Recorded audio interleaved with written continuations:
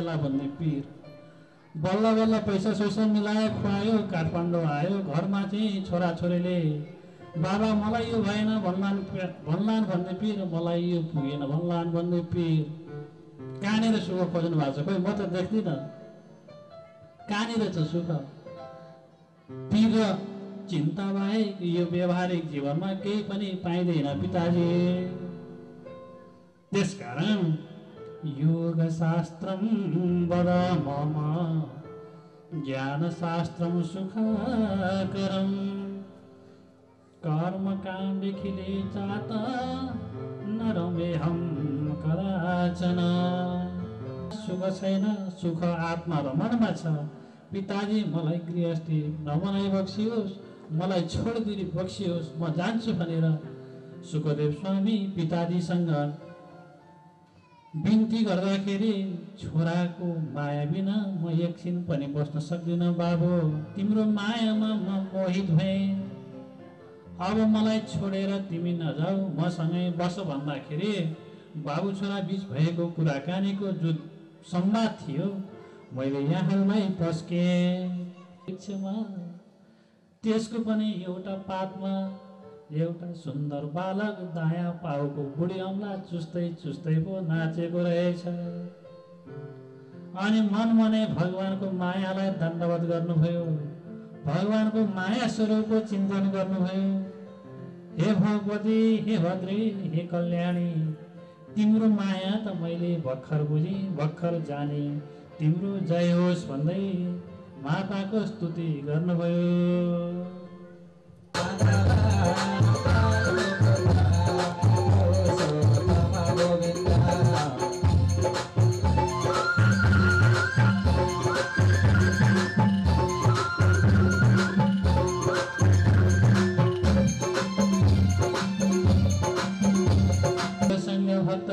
अब यहाँनिर शुभारम्भ भइरहेको छ।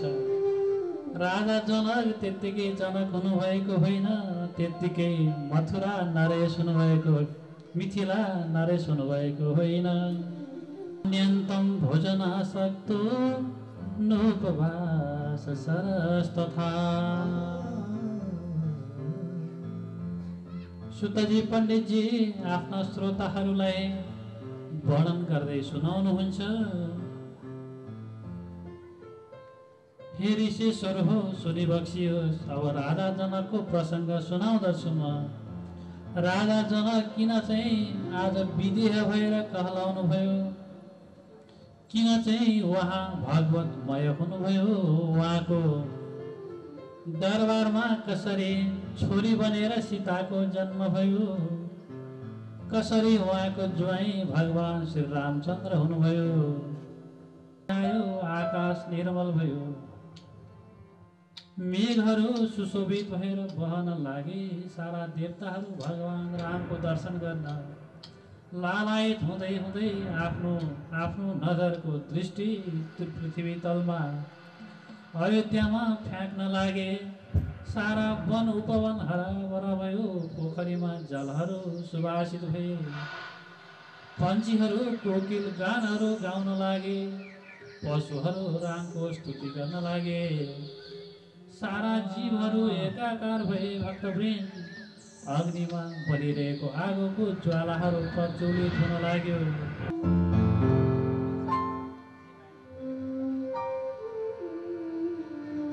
हरे कोइले भन्छन् घना श्यामा, कोइले भन्छन् रामा, हे कोइले भन्छन् घना श्यामा, कोइले भन्छन् रामा, कोइले भन्छन् घना श्यामा, कोइले भन्छन् रामा, हे कोइले भन्छन् घना श्यामा, कोइले भन्छन् रामा।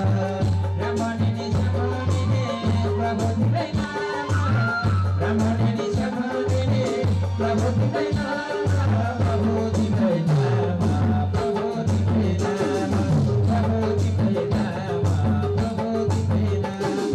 कोइले भन्छन् घना श्यामा, कोइले भन्छन् रामा, हे कोइले भन्छन् घना श्यामा, कोइले भन्छन् रामा।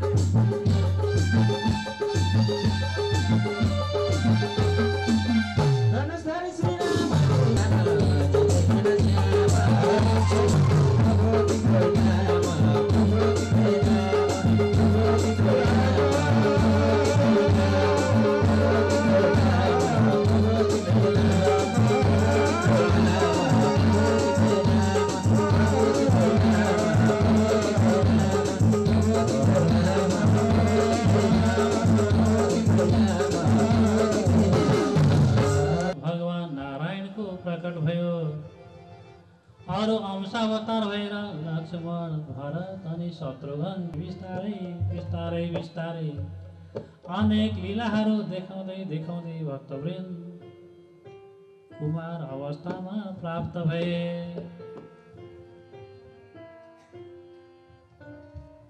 केवल छोटो प्रसङ्गमा मैले यो कथालाई विश्राम दिनुपर्ने भएको हुनाले अब यही कथालाई पूर्ण रूपमा व्याख्या गर्नको लागि त भक्तवृन्द अर्को नवाहा लगाउनु पर्छ।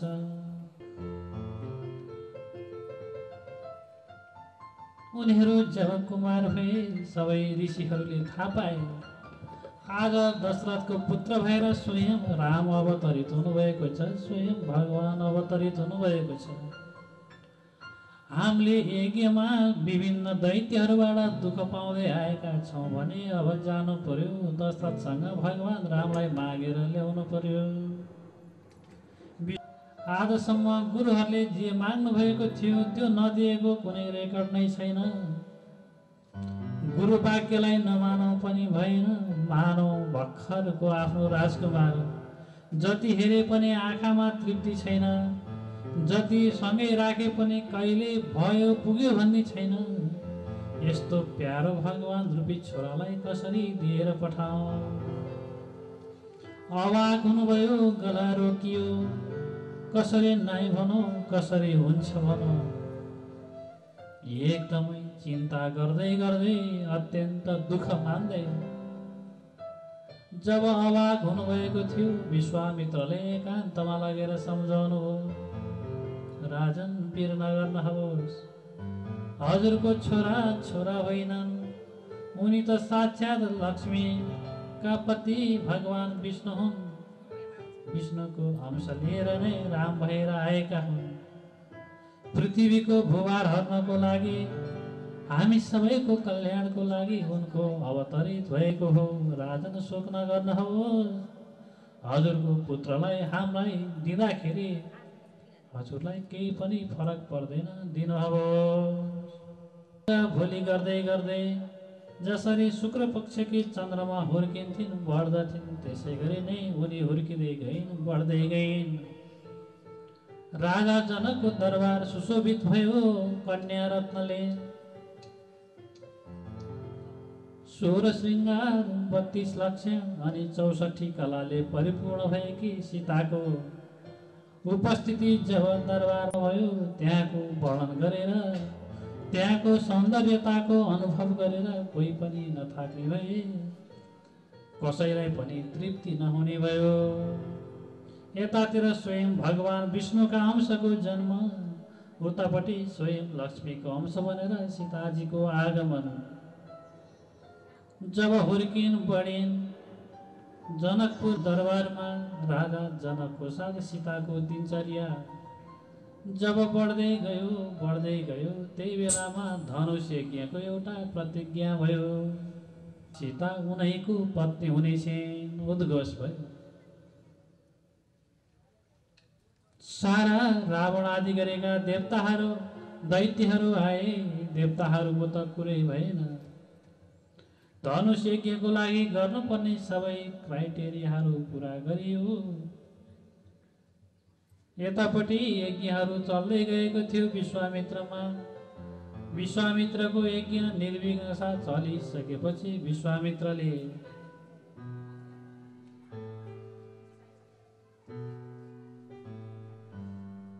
रामलाई पनि, हे ब्रह्मन, हे भगवान, हे राम, हाम्रो यज्ञबाट हामी सुरक्षित छौँ। अब यज्ञलाई कुनै पनि दैत्यहरूले विघ्न पुर्याउँदैनन्। जाने क्रम सुरु भइसकेको छ। अब हामी पनि तिनै जानु पर्दछ। हामी पनि त्यो जुन महोत्सव थियो त्यो महोत्सवको दृश्यावलोकन गर्नु पर्दछ। भगवान रामको ध्यान चाहिँ जनकपुरतर्फ मोड्नु भयो विश्वामित्रले। यतापट्टि भक्तवृन्द नै आफ्नो भावी पतिको कल्पना गर्दै गर्दै जनक राजाको दरबारमा सीताजी कहिले मस्त प्रसन्न हुँदै त कहिले लौन आफूलाई मन नपरेको मान्छेले पो धनुमा ताँदो लगाउने हो कि। असुरहरूको संहार गर्दै गर्दै यज्ञमा आइपर्ने सबै विघ्नहरूलाई समापन गर्दै गर्दै धनुर याग जहाँ थियो, जहाँ धनुष भाँच्ने कार्यक्रम थियो, जहाँ सीताजी बसेकी थिए, गुरुको साथ भाइहरूको साथ लिएर त्यहीतर्फ सवारी भयो। सारा योद्धाहरूले धनुमा ताँदो चढाए, कोही पनि सफल हुन सकेन। सबै निस्तेज हुँदै गए। सबै म शक्तिशाली छु भन्थे, आएर धनु उठाउनु खोज्दथे, 1 इन्च पनि हल्ली। परास्त भए रावण आयो, धनुमा ताँदो चढाउन खोज्यो, धनुलाई उचाल्न खोज्यो। रावणको पनि केही लागेन। नलागेपछि रावण मुन्टो निहुराएर बस्यो। अब अरूको त कुरै भएन, बर्बाद भयो लगाउन सकेन। आज सीताको स्वयंवर गर्ने मैले उद्घोष गरिसकेँ। जसले धनु तोड्छ उनै मेरो ज्वाइँ हो। आज मेरो छोरीको विवाह पनि नहुने भयो।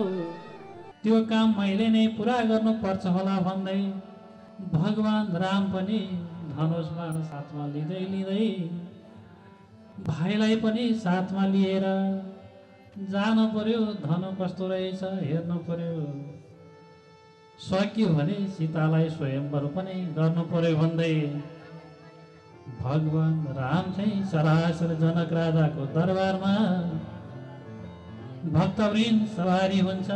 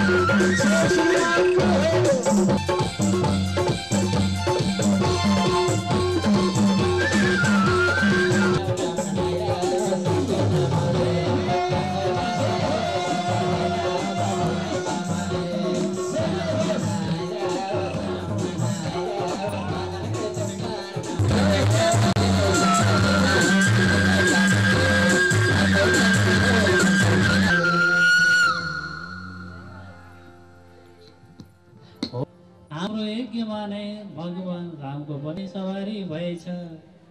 माता सीताले पनि वरमाला पहिराइदिइसक्नु भएको रहेछ। 3 लोक 14 भवन नै जय जयकार भयो। देवताहरू सबै प्रसन्न भए, सबै अप्सराहरू प्रसन्न भए, नाचे। गन्धर्वहरूको कुरै भएन। भक्तवृन्द दुमदुमी बाजा बज्न लाग्यो। सबैतिर राम सीताको जय जयकार हुन लाग्यो।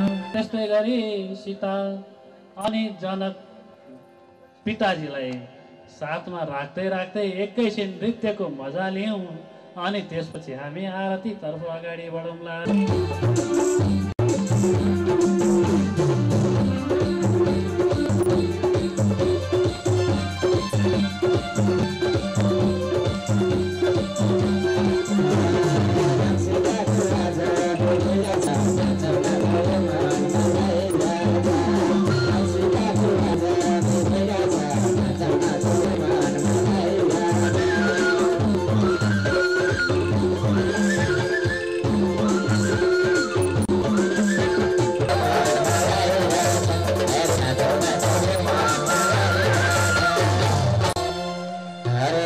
खुशी हुई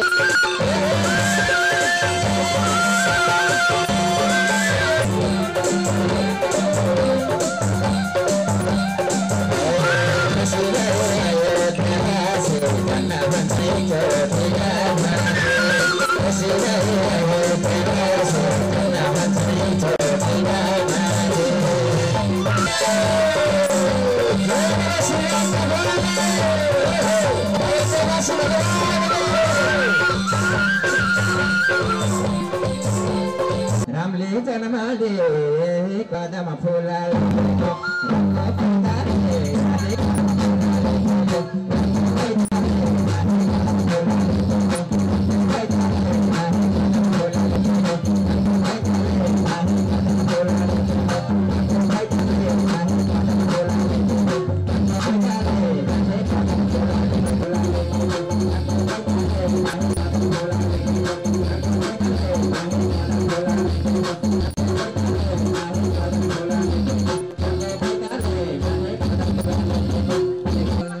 शत्रुघ्न छ मान रामचन्द्र भरत शत्रुघ्न छ मान चार भाइ जन्मेपछि खुसी भयो यो महान देवी देवता त्यहाँ